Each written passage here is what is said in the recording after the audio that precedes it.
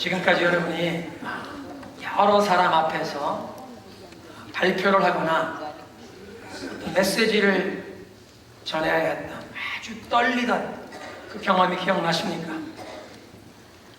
어떤 모임 앞에서 인사말을 하시거나 연설을 하거나 어쩌면 어떤 모임에서 하나님의 말씀을 증거해야 할 그럴 경험이 있으셨는지 모르겠습니다. 미국 사람들이 이렇게 설문조사를 해보면 많은 사람들이 가장 부담스럽고 두려워하는 일 중에 하나가 퍼블릭 스피킹, 이 대중 앞에서 뭔가 발표해야 하는 그 일을 제일 두려운 일로 그렇게 꼽습니다.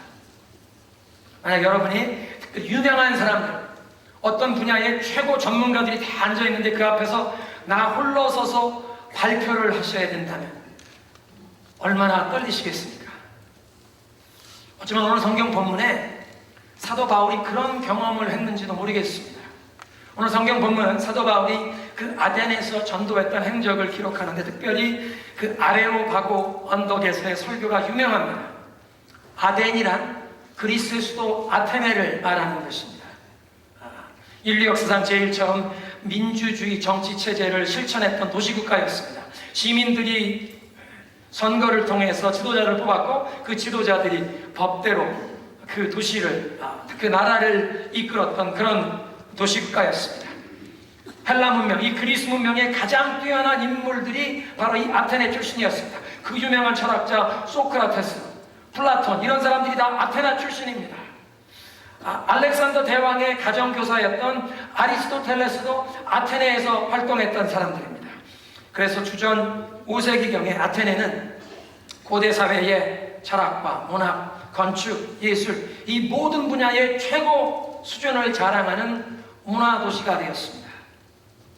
북쪽의 마게도니아 지역에 필립 왕이 군대를 이끌고 남쪽으로 내려와서 이 아테네를 점령했지만 필립 왕의 아들 알렉산더가 아리스토텔레스의 가르침을 받고는 자기가 전 세계를 정복하는 곳마다 아테네의 문화를 전파했습니다. 주전 146년에 로마 군대가 아테네를 점령했는데 군사적으로는 로마군이 아테네를 점령했지만 로마 제국의 문화는 아테네의 그리스 문화였습니다. 그래서 사도 바울이 아테네를 방문했을 때 아테네는 그런 화려한 배경을 가진 도시였습니다. 그런데 그 당시에 아테네 인구는 10,000명밖에 되지 않았습니다. 아테네가 주전 5세기엔 그렇게 번영했던 도시였는데 스파르타와 오랜 기간 전쟁을 하면서 국력이 소진되었고 또 로마에게 정복당하면서 이 도시가 많이 기운 것입니다. 사도 바울이 전도하러 들렸던 마게도니아의 수도 데살로니가가 20만 명의 인구였었던 걸 보면 아테네가 인구 10,000명의 도시라고 하면 아주 작은 도시에 불과합니다. 그럼에도 불구하고 로마 제국은 그 아테네의 과거의 그 유명한 명성, 그 문화유산 때문에 로마 제국이 정복하고도 아테네를 프리시리, 세금을 면제해준 면세지역 자치 도시로 그냥 두었습니다. 로마에서 관리를 파송하지 않고 당신들이 시의회 선출하고 당신들 나라를 통치하던 식으로 계속하시오. 아주 이렇게 특별히 우대한 그런 도시였습니다. 인구 1만 명으로 도시 규모는 쇠퇴했을지라도 쇠약해졌지만 아테네는 아직도 학문, 철학, 건축, 예술 이 각 분야의 최고의 문화도시라고 스스로 자부하는, 그래서 로마 제국 각지에서 많은 유학생들이 아테네로 몰려오던 그런 시절이었습니다. 그래서 그 아테네의 철학자들, 그 사람들은 자기들이 세계 최고의 지식인이라는 자부심을 가지고 있었는데 이 철학자들 앞에서 사도 바울이 설교를 한 것이 이 오늘 성경 본문 22절 이후부터 나오는 아레오바고 언덕에서의 그 유명한 설교입니다. 스크린에 사진을 잠깐 올려드리겠는데요. 사도 바울 일행이 오른쪽에 있는 드로아에서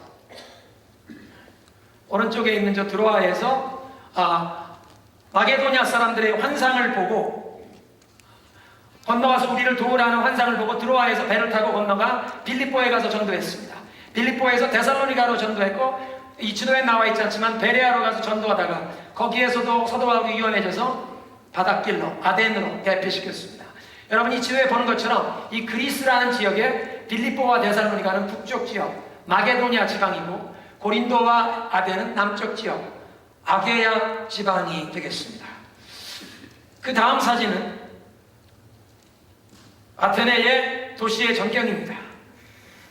도시 한중앙에 아크로폴리스 언덕에 이 역사적인 유적들이 있고요. 저 역사적인 유적 가운데 특별히 제일 웅장한 파르테논 신전은 유네스코에서 지정한 세계 문화유적 등재 1호 문화재입니다. 그만큼 유명한 아테네. 그리고 이제 사도 바울이 찾아가서 철학자들 앞에서 설교를 했던 아레오바고 언덕인데요. 아레오바고 언덕에서 저 멀리 아크로폴리스 그 언덕에 여러 건물들이 보입니다. 바울이 전도하러 나갔던 아테네의 장터, 이게 아고라의 모습입니다. 중앙에 광장을 둘러가며 아주 웅장한 그 대리석 기둥으로 떠받쳐진 건물들이 있었습니다. 그 건물들 중에는 상거래뿐만 아니라 학문과 철학과 종교를 논의하는, 그래서 이런 홀웨이가 있었고, 저런 복도에서 상거래뿐만 아니라 이런 학문을 논하는 일들이 있었고, 그 중에는 이런 아테네 학당 라파엘의 그림인데요. 저 그림에 나오는 등장인물들의 얼굴 하나하나를 보면 소크라테스, 플라톤, 거기에 지노, 피타고라스, 그 유명한 그리스 문명의 유명 인사들이 다 이 아테네 출신이라는 것입니다. 그러니까 사도 바울이 매일 저렇게 사상과 철학, 학문을 논의하는 저 장터 아고라에 나가서 저런 사람들과 함께 복음을 논하며 변론했다고 우리가 알 수 있겠습니다. 어떤 성경학자들은 사도 바울의 이 아덴 전도를, 특별히 아로아바가 언덕에서의 그 설교를 실패라고 평가합니다. 그 당시 세계 최고의 지식인들이라는 그 아테네의 철학자들 앞에서 설교를 하면서 사도 바울이 철학적으로 접근을 했다는 것입니다. 사도 바울 자신도 그 로마 제국 안에 유명한 교육 도시였던 다소에서 아주 인류 교육을 받고, 다소에서뿐만 아니라 예루살렘의 그 유명한 가말리엘이라고 하는 최고 랍비 문화생으로 가서 유학을 했던, 그래서 바울 자신도 많은 학문과 그런 교육의 배경이 있었던 사도 바울이 이 아테네의 최고 지식인들 앞에 설교를 하느라고 자기의 그런 지식과 학문적인 배경을 사용했는데 복음의 메시지를 전하는데 뭔가 부족했다는 평가를 하는 것입니다. 그래서 사도 바울이 이 아테네에서 전도하고 그 다음 간 도시가 고린도인데요. 고린도전서 2장 1절 이후에 이렇게 고백합니다. 형제들아, 내가 너희에게 나아가 고린도에 도착해서 하나님의 증거를 전할 때에 말과 지혜의 아름다운 것으로 아니하였나니 내가 너희 중에서 예수 그리스도와 그의 십자가에 못 박힌 것 외에는 아무것도 알지 아니하기로 작정하였습니다. 왜 이런 말을 했을까? 고린도에 도착했던 사도 바울이 조금 전까지 전도했던 그 아테네의 사역을 돌아보고, 특별히 그 아레오바고 언덕에서 설교했던 본인의 그 설교를 뒤돌아보면서 뭔가 부족한 게 있었던 것을 후회하면서 이런 말 하는 게 아니냐. 이제 고린도에선 학문적인 배경, 무슨 철학, 지식 이런 걸 다 내려놓고 오직 예수 그리스도와 십자가만 전하겠다고 각오를 새롭게 하는 이런 내용을 얘기하는 건 아니냐. 그리고 사도 바울이 어디를 전도하러 다니든지 아주 극심한 핍박을 받았던 지역에서도 세례를 받은 사람들이 있습니다. 빌립보에서 매 맞고 감옥에 갇혔는데도 간수와 온 가족이 세례를 받지 않았습니까? 근데 아덴 지역에서는 세례를 받았다는 사람이 없고 교회가 세워졌다는 기록이 사도행전에 없는 것입니다. 그래서 사도 바울의 아테네 전도가 실패라고 얘기를 하는 것입니다. 도리어 사도 바울이 교육 배경이 없었다면, 많은 학문과 지식이 없었다면 아테네 전도가 도리어 성공했을 것이라. 그런데 많은 교육을 받았던, 지식이 많았던 사도 바울이 아테네에서 최고 지식인들 앞에서 설교한다고 자기의 학문과 지식을 좀 사용했다가 도리어 별로 큰 열매를 얻지 않았느냐, 그렇게 평가를 하는 것입니다. 본인의 학문과 지성을 동원했다가 실패했다. 어쩌면 그런 평가가 오를 수도 있습니다. 여러분, 우리가 복음을 전하려고 하는데 본인의 지식이나 본인의 경험을 의존하려고 하면 실패할 수밖에 없습니다. 우리의 지성이나 우리의 실력, 우리의 경험을 의지하는 것이 아니라 예수 그리스도의 십자가의 복음, 그 부활의 능력, 그것만을 온전히 의지하며 하나님께서 친히 역사해 주시기를 사모하는 마음으로, 겸손한 마음으로, 이 사랑으로 복음을 순수한 마음으로 전할 때 성령께서 친히 감화하사 이 복음을 듣는 사람들의 마음을 깨우쳐 주시고 예수를 믿게 하시고 한 영혼이 주님께 돌아오는 구원의 역사가 일어나는 줄로 믿으시기 바랍니다. 그렇지만 저는 사도 바울의 이 아테네 전도가 실패라고 믿지 않습니다. 물론 다른 도시에서 사역했던 것보다 전도의 그 가시적인 열매가 많지 않은 것은 사실입니다. 그렇지만 전도에 전혀 열매가 없었던 것은 아니고 사도 바울이 그 베레아에서 위급해져서 홀로 급히 이제 피신시키느라고 아테네에 와 있지만, 그리고 이제 베레아의 교회를 든든하게 세우기 위해서 아직 실라와 디모데가 그곳에 남아 있었고, 이제 아테네까지 바울을 데려다 줬던 사람들이 돌아가면 신라와 디모데를 빨리 아테네로 보내시오, 그 명령을 받고 갔기 때문에 그들이 오는 기간까지 기다리고 있어야 하는데, 기다리는 기간 동안 혼자 있었지만 허송세월하지 않고 매일 복음을 전하는 이 자신의 사명을 신실하게 감당했다는 것입니다. 그래서 우리는 이 전도자 사도 바울의 삶을 통해 배울 것이 있고, 이 아레오바고 언덕의 그 설교의 내용은 다음번 메시지에 보기로 하고, 전도자 사도 바울의 그 삶에서 우리가 배워야 할 마음 자세를 살펴보며 은혜를 나누겠습니다. 제일 먼저는 오늘 말씀 보면 이 아테네 도시가 우상으로 가득 찬 것을 보고 사도 바울이 그 마음에 격분했다 하고 말씀을 전합니다. 스크린에 다시 한번 사진을 보여드리겠는데요, 아테네 그 여러 문화 유적에 우상이 저렇게 조각되어 있는 모습입니다. 그 당시 세계 최고의 건축술과 또 이 조각 예술을 자랑했는데, 저런 건축과 조각 예술이 그 아테네의 사상, 그들의 철학, 그들의 종교와 다 연관이 있다 보니까 이 대부분의 조각품이 헬라 신화에 나오는 그 신들의, 우상들의 조각품입니다. 그래서 이 아고라에 저런 대리석 기둥이 있고 복도에 진열되어 있는 조각품들도 다 우상의 모습이었습니다. 저 모습은 포세이돈, 바다의 신이라고 하는 포세이돈의 모습이군요. 그 뒤에 박물관에 둘러 진열되어 있는 많은 우상들의 모습이 있는데, 문제는 그리스 신화에 나오는 이 많은 신들이 아주 부도덕하고 성적으로 문란하다 보니까 이 건축 양식에서 조각 예술품으로 조각되어 오는 저 조각품들의 모습도 굉장히 외설적입니다. 성적으로 부도덕한 그런 모습들이 많이 그려져 있습니다. 로마 제국 시대에는 각 지역의 도시들마다 자기 도시의 수호신을 정하고 섬겼는데요, 특별히 이 아테네는 헤르메스 신을 자기의 수호신으로 섬겼습니다. 헤르메스는 제우스 신의 전령, 메시지를 전하는 자였는데, 특별히 이 헤르메스가 전령이다 보니 길의 신, 출입구의 신이라고 여겨서 아테네에 있는 모든 사람들이 헤르메스 상을 집 문 앞에, 대문 앞에 세워놓았다는 것입니다. 우리네 옛날 조상들이 귀신을, 애군을 물리친다고 문 앞에 부적을 붙여놓았는데요, 아테네 사람들은 대문 앞에마다 헤르메스 상을 조각해서 세워놓은 것입니다. 부적 대신 모든 집집마다 문 앞에 헤르메스 상이 서 있다고 생각해 보십시오. 얼마나 이런 우상이 많았던지. 사도 바울 시대에 로마 제국 안에 회자되는 유명한 말 가운데 아테네에는 사람보다 우상이 많다 그랬습니다. 인구는 10,000명밖에 안 되는데 우상은 수만 개가 되는 그런 도시였습니다. 이렇게 온 도시가 우상으로 가득 찬 모습을 보고 사도 바울 마음에 거룩한 분노가 일어난 것입니다. 나 외에는 다른 신을 두지 말지니라. 어떤 우상도 조각하거나 만들지 말거라. 이런 10계명의 말씀을 어렸을 때부터 배우고 자란 사도 바울이었습니다. 그리고 무엇보다 사도 바울은 온 마음을 다하여 하나님의 영광을 사모하는 그 예배자의 열심을 가진 사람들이었습니다. 자기만 아니라 자기 주변에 있는 모든 사람들이, 이 세상의 모든 거민이 하나님만을 예배하고 세상의 모든 거민뿐 아니라 온 피조물이 하나님의 합당한 영광과 경배를 하나님께만 돌리기를 원하는 그런 마음이 사도 바울 마음에 있었다는 것입니다. 그런 마음을 가진 예배자 사도 바울이 주위를 둘러보니 이 아테네, 하나님께서 이 사람들에게 놀라운 이 창조력과 이 예술 감각을 주셔서 그 당시 고대 사회의 최고의 이 건축 예술, 그 모든 문화 수준을 가지고 있는 사람들이 하나님이 자기들에게 주신 그 재능과 이 모든 기술을 가지고 하나님을 높이고 하나님을 예배하는 것이 아니라 도리어 그 추잡하고 부도덕한 우상을 숭배하고 그 우상을 미워하면서 사람들이 눈에 그 우상을 닮아가며 자기들의 삶도 부도덕해지고 추잡해지는 타락으로 빠져가는 그 모습을 보면서 사도 바울 마음 가운데 안타까운 마음이 일어난 것입니다.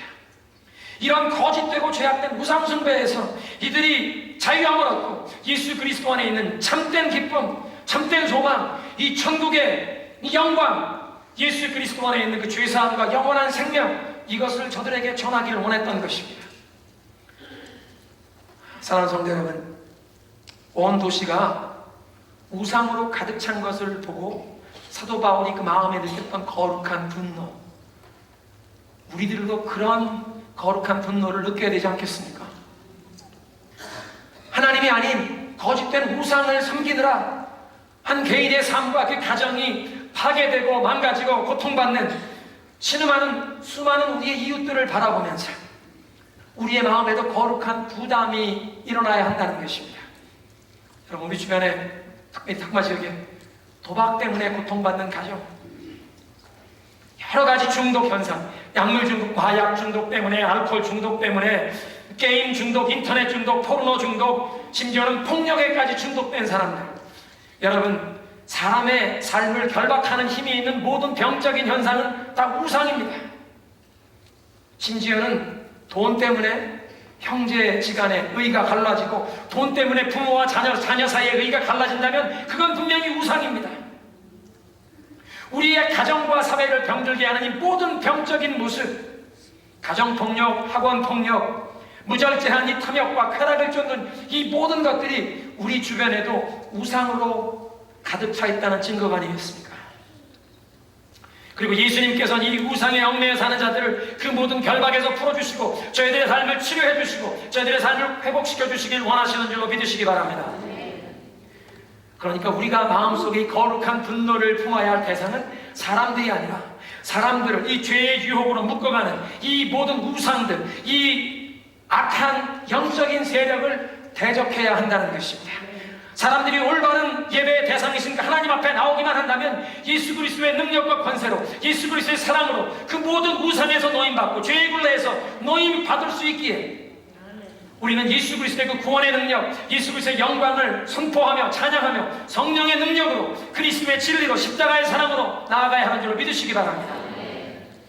그래서 하나님 한 분에 매간 모든 영광을 올려드리기 원하는 이 참된 예배야말로 이 죄악의 역사와 싸우는 가장 강력한 영적 전쟁의 무기인 줄로 믿으시기 바랍니다. 하나님의 영광의 임재를 사모하고 정말 하나님께서 우리 가운데 임하시는 그 하나님의 영광을 체험하는 예배, 여러분, 하나님이 임하시기만 하면 모든 죄악이 물러가는 줄로 믿으시기 바랍니다. 하나님의 영광의 임재가 나타나기만 하면 모든 우리의 삶에 망가지고 고장난 부분 치유하시는 그 능력과 은혜가 하나님께로부터 임하는 줄로 믿으시기 바랍니다. 그래서 그 하나님의 영광의 임재를 체험할 때 하나님의 마음이 우리에게 계시되는 것입니다. 집 나간 탕자를 오늘이나 내일이나 집에 돌아올까 안타깝게 기다리시는 하나님의 그 안타깝게 기다리시는 아버지의 마음, 하나님의 그 긍휼과 사랑, 그 죄인들, 우상에 얽매여 사는 고통받는 영혼들을 불쌍히 여기시는 하나님의 사랑이 우리의 마음에 부어지게 될 줄로 믿습니다. 이 아버지의 사랑이 우리 마음에 부어질 뿐 아니라 하나님 그 한 분만 영광받기를 원하시는 이 예배자의 열정, 아버지의 사랑과 우리 예배자의 열정만이 이웃에게 복음을 전하는 전도와 선교의 가장 강력한 동기가 될 줄로 믿습니다. 그래서 사도 바울 마음속에 이런 전도와 선교의 열정이 불타오르는 것입니다. 하나님의 그 아버지의 사랑 뿐만 아니라 하나님 한 분만이 영광받기를 원하시는 그 예배자의 열정. 그래서 매일 사도 바울은 복음을 전할 전도 대상자를 찾아 나선 것입니다. 17절에 보니까 회당에서 유대인들과 경건한 사람들은 이방인들 가운데 이 여호와 신앙을 배우고 있는 사람들이었습니다. 그리고 또한 장터 아고라에 가서 날마다 만나는 사람들과 변론했다는 것입니다.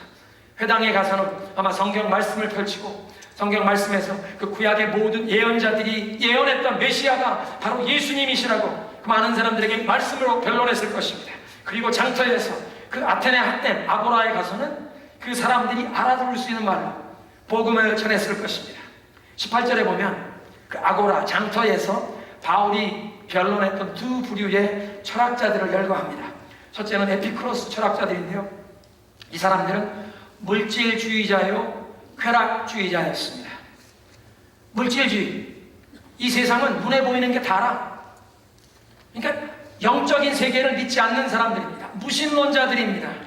눈앞에 보이는 이 세상이 존재의 전부라고 믿는 사람들이었습니다. 심지어 사람의 영혼도 물질이라고 믿었습니다. 사람이 죽으면 인생은 다 끝이 나는 것이라고 그렇게 생각했기 때문에 죽음 뒤에 다가오는 내세를 믿지 않았습니다. 그러니까 눈앞에 보이는, 내 손으로 만질 수 있고 눈에 보이는 이 세상이 전부니 이 세상에서 만족을, 쾌락을, 즐거움을 찾아 누리는 것, 그것이 인생의 목표였습니다. 인생의 최고는 그냥 내가 살아있는 동안 최고의 즐거움을 누리는 것이라.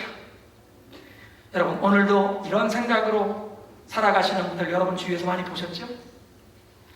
철저한 물질주의, 무신론자들입니다. 진화론을 신봉하고 하나님의 존재, 영혼의 존재를 부인합니다. 그러다 보니까 윤리, 도덕의 절대적인 기준 같은 것을 거부하는 것입니다. 하나님을 부인하니까 하나님의 말씀, 성경 말씀, 영원한 윤리와 도덕의 기준 같은 것을 인정하지 않는 것입니다. 시대가 바뀌면 사회의 윤리와 도덕의 기준도 바뀌는 것이 당연하다고 생각하는 것입니다. 그러다 보니까 태아가 장애를 가졌다면 낙태하여 버리는 것이 그 부모의 권리요, 심지어 부모의 윤리적인 책임이라고까지 얘기합니다. 하나님을 믿지 않고 이 영혼의 세계를 믿지 않으니 사람의 생명의 존엄성도 하나님이 정하신 하나님의 형성대로 지음받은 인간의 존엄성이 아니라 그냥 인간 사회에 어떤 유익을 끼칠 수 있느냐, 실용주의적으로 판단하는 것입니다. 그러다 보니까 심한 장애를 가진 어린아이가 출산하면 이미 태어났음에도 그 아이의 장래를 위해서 또는 부모가 힘들게 고생하지 않기 위해서 그 아이를 죽이는 것이 윤리적이라고 얘기하는 대학 교수가 도리어 지성인이라고 각광을 받고 있는 시대가 되었습니다. 개인의 자유, 권리를 최대한 보장하고 고통은 피하고 개인의 만족, 자기의 기쁨, 그것을 가장 큰 선한 가치로 여기다 보니 이런 궤변이 나오는 것입니다. 어떻게 보면 우리가 살고 이 워싱턴주에 오락용 대마초를 재배하고 판매하는 것을 합법화한 사람들도 이 물질주의, 쾌락주의자들과 같은 생각을 가지고 있다고 하겠습니다. 마리아나 사용하고 그 마약 중독으로 인해 발생할 수많은 사회의 이 병폐를 생각하지도 않고 그 잠깐 동안, 1시간 동안 환각에 빠진 그 개인의 쾌락, 그 기쁨을, 쾌락을 내가 추구할 권리가 있다고, 그 자유를 보장해야 한다고 마리아나, 이 대마초 재배와 판매를 합법화했다는 것입니다. 개인의 쾌락, 만족만을 추구하는 현대판 에피쿠로스주의자들입니다. 오늘이 존재의 전부려. 눈앞에 보이는 세상, 손으로 만지는 이 세상이 전부니 사는 동안 즐거움을 누려라. 이런 생각으로 살아가는 사람들에게 사도 바울이 뭐라고 얘기했겠습니까? 여보시오, 눈앞에 보이는 세상이 전부가 아닙니다. 오늘만을 위해 살 수가 없습니다. 우리 인간은 영원을 위해 창조된 존재입니다. 언젠가는 하나님의 두려운 심판대 앞에 서서 우리 인생의 선악간에 이직을 짓고 하고 인생의 최종 결산 보고를 해야 합니다. 하나님의 두려운 심판이 다가오고 있습니다. 오늘의 즐거움과 쾌락만을 위해 살아갈 수가 없습니다. 인간은 영원을 위해 창조된 존재입니다. 하나님을 두려워하십시오. 살고 죽는 것이 문제가 아니라 죽은 다음에 하나님의 심판대 앞에 가서 서야 한다는 것을 그들에게 전했을 것입니다. 스토아 철학자들을 사도 바울이 만났습니다. 이들은 금욕주의자들입니다.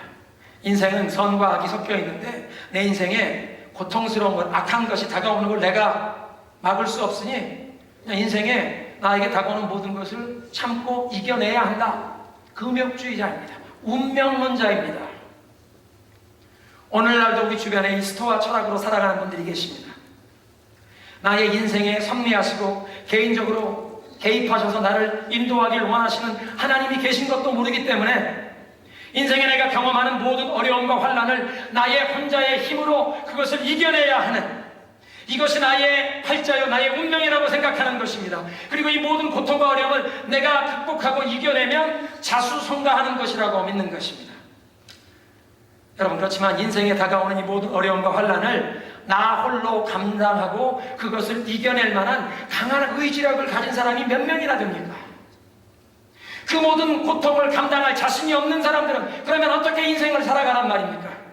인생의 생애 막다른 골목에 다다를 때 더 이상 이 어려움을 견디고 버틸 힘이 없다면 그러면 어떻게 해야 합니까?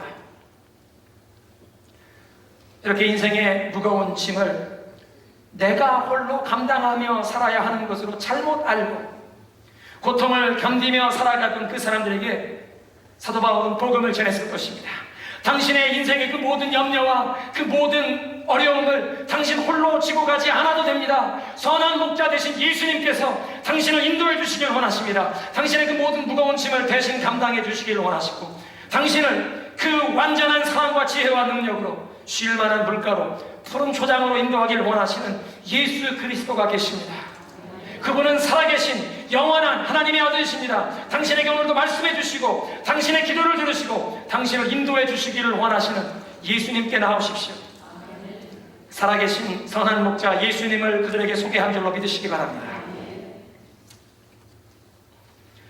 우리 인생을 향해 영원한 목적과 계획을 가지고 계시고 하나님의 선한 뜻을 이루어 가시기 위해서 우리에게 말씀하시고 우리를 사랑으로 인도하시고 보호하시고 우리의 필요를 채워주시길 원하시는 선한 목자 되신 예수님, 그 예수님 안에 있는 평안과 위로와 소망, 복음을 전했지 않겠습니까? 문제는 당대 최고의 문화 도시의 최고 지식인이라고 스스로 자부했던 그 교만한 마음을 가진 아테네 사람들이 사도 바울이 전하는 이 복음을 받아들일 마음의 준비가 되어 있었느냐, 그것이 문제였습니다. 21절에 아테네 사람들의 특징을 이렇게 얘기합니다. 모든 아덴 사람과 거기에 나그네 된 자들이 가장 새로운 것을 말하고 듣는 것 외에는 달리 시간을 쓰지 아니함이로라. 저는 아테네인 증후군, 아테니안 센주럼이라고 이 증상을 이름 붙이고 싶은데요. 이들의 특징은 어떤 새로운 사상이나 가르침을 듣기만 원했지 그 새로운 가르침이나 그 듣는 것을 통해서 진리를 깨닫고 자기들의 삶이 변화되기를 원치 않았던 것입니다. 그냥 자기들의 호기심을 충족하는 정도로 가장 최신 유행하는 어떤 사상, 어떤 가르침을 들어만 보고 자기들의 귀만 간지럽게 하는 것이지 그 듣는 가르침을 통해서 나에게 어떤 반응을 요구하고 내 삶의 변화를 요구하는 그 진리, 예수 그리스도의 복음 때문에 내 삶이 어떻게 변화되는 그런 부담스러운 것을 원치 않았다는 것입니다. 그래서 사도 바울이 전하는 복음을 들었지만 그 가운데 믿음의 길로 나온 사람들이 많지 않았던 것입니다. 18절을 보면 바울이 전하는 복음을 듣던 사람들이 반응하는 그 말이 적혀져 있습니다. 에피쿠로스 사람들이 그렇게 얘기합니다. 이 말쟁이가 무슨 말을 하나 들어보자. 스토아 철학자들, 이 금욕주의자들, 운명론자들이 얘기합니다. 이방 신들을 전하는 사람인 겁니다. 이방 신들, 단수형이 아니라 복수형입니다. 아니 분명 사도 바울이 예수님을 전했을 텐데 왜 이 사람들은 이방 신들이라고 얘기를 하나? 누가가 적고 있습니다. 이는 바울이 예수와 부활을 전하기 때문이라. 사도 바울의 아테네 전도가 실패가 아니고 그의 설교의 내용에 뭔가 부족했다는 그 평가가 아니라고 제가 생각하는 이유가 이 본문에 있습니다. 사도 바울이 아테네 철학자들 앞에서 예수 그리스도와 부활을 증거했다는 이 내용입니다. 근데 사도 바울이 예수와 부활을 증거하는데 이 아테네 사람들, 예수님에 대해서 들어본 적이 없는 사람들은 이 복음을 들으면서 자기들이 그동안 알고 있던 이 헬라 신화의 그 우상들을 연상하는 것입니다. 자기들이 알고 있던 이 우상들은 다 남자신이 있고 여자신이 있습니다.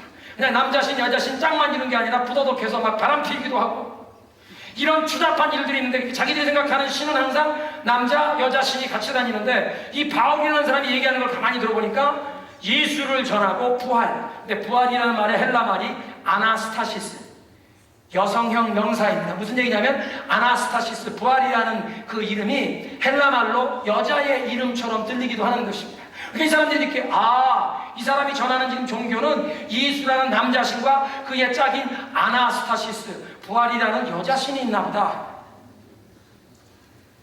그 이방 신들을 전한다고 생각했습니다.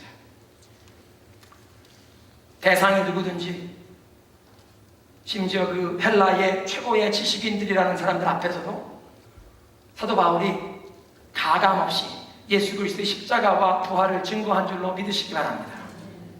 바로 그런 충성된 모습을 우리가 본받기 원하는 것입니다.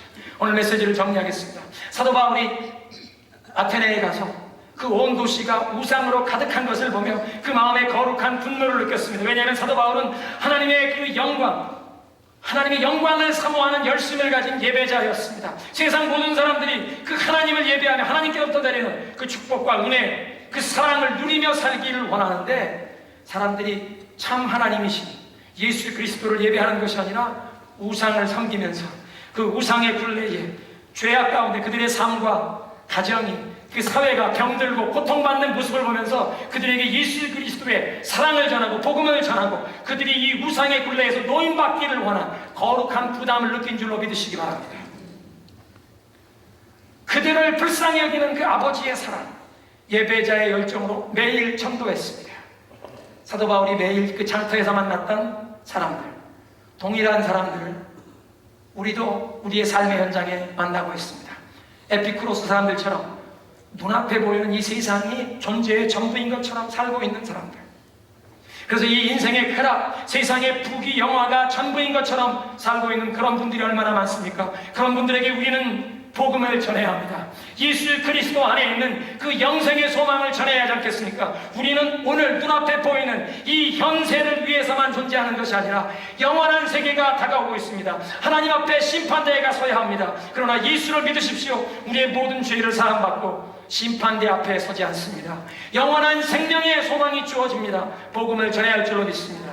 뿐만 아니라 스토아 사람들처럼 인생은 내가 정할 수 없는 팔자와 운명이야, 고통과 환란이 다가와도 내가 그걸 이겨내고 자수성가해야 된다고 생각하는 사람들에게 당신이 홀로 그 모든 무거운 짐과 염려를 감당하고 자수성가해야 할 것이 아니라 선한 목자장 되신 예수님을 의지하십시오. 예수님이 여러분에게 인생의 무거운 짐을 담당해 주시고 예수 그리스도의 그 놀라운 사랑과 지혜와 능력과 은혜로 당신을 도와주셔서 자수성가하는 인생이 아니라 신수성가하는 인생 되길 원하십니다.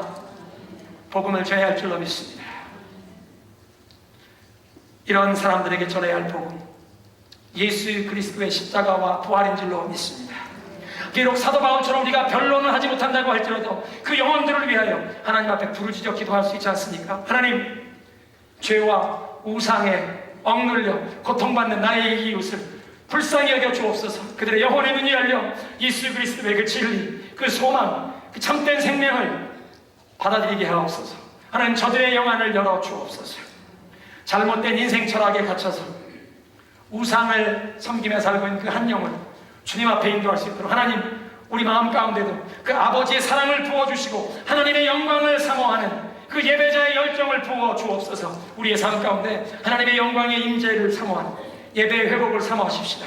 아버지의 마음이 부어주시길 사모하십시다. 하나님의 영광을 향한 열정과 이 아버지의 사랑으로 죽어가는 한 영혼, 죄와 우상의 굴레에 고통받는 한 영혼을 주님께로 인도하는 저와 여러분 되시길 주님의 이름으로 축원합니다.